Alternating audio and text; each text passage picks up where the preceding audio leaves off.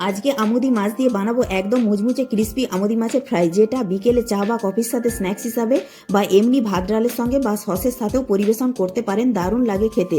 তার জন্য প্রথমে আমুদি মাছগুলোকে বেছে ধুয়ে নিয়েছি। এবার লবণ ও লেবুর রস দিয়ে মাখিয়ে আদা, রসুন, পেঁয়াজ, কাঁচা লঙ্কা, ধনেপাতার একটা পেস্ট দিয়ে মাছটাকে ভালো করে মাখিয়ে নিচ্ছি। এবার একটা বেসনের ব্যাটার তৈরি করে নেবো। তার জন্য একটা পাত্রে নিচ্ছি বেসন, 2 চামচ কর্নফ্লাওয়ার, স্বাদ অনুযায়ী লবণ, হলুদ গুঁড়ো, ঝাল লঙ্কার গুঁড়ো, হাফ চামচ করে অল্প অল্প জল দিয়ে একটা ব্যাটার তৈরি করে নেব। শেষে হাফ চামচ বেকিং পাউডার ও 1 পিঞ্চ মতো খাবার সোডা অল্প একটু জল দিয়ে ব্যাটারের সঙ্গে মিশিয়ে নেব। এবার একটা একটা আমুদি মাছ নিয়ে ব্যাটারে ডুবিয়ে গরম তেলে ফ্রাই করে নেব। আর আজকে আমি আমুদি মাছগুলো সর্ষের তেলে ফ্রাই করছি। যখন মাছগুলি 2 পিটি গোল্ডেন ব্রাউন করে ভাজা হয়ে যাবে তখন একটা ছান্তার সাহায্যে তেল থেকে তুলে নেব। এবার একটু টমেটো সস ও কাসুন্দির সঙ্গে পরিবেশন করছি গরম গরম মুচমুচে আমুদি ফ্রাই। তো রেসিপিটি কেমন লাগলো অবশ্যই একটি লাইক দিয়ে কমেন্ট